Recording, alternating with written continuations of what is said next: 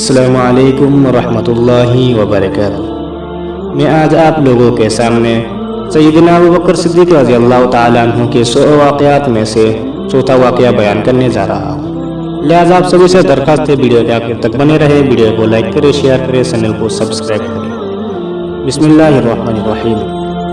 आया अबू बकर रज़ी अल्लाह ताला अन्हु आपके साथी पकड़े गए।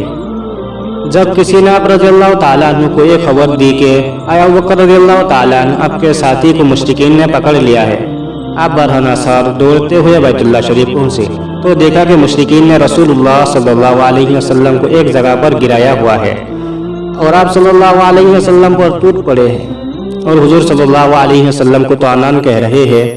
तो वही शख्स है जिसने कई माबूदों को एक ही माबूद बना दिया है। तो हज़रत अबू बकर सिद्दीक़ रज़ियल्लाहु ताला अन्हु ने अपनी जान की बाजी लगाई, किसी को धक्का दिया और किसी को मारा और फिर फरमाया, तुम्हारा सत्यानाश हो। क्या तुम एक ऐसे शख्स को कत्ल करना चाहते हो जो कहता है कि मेरा रब अल्लाह है और वो तुम्हारे पास तुम्हारे परवरदिगार की तरफ से वाज़ेह दलाइल भी लेकर आया है।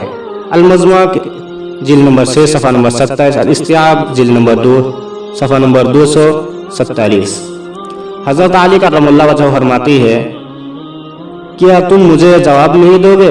खुदा की कसम, अबू बकर रज़ियल्लाहु ताला अन्हु का एक लम्हा आले फिरौन की मोमिन जैसे शख्स जमीन के हजारों लम्हों से बेहतर है।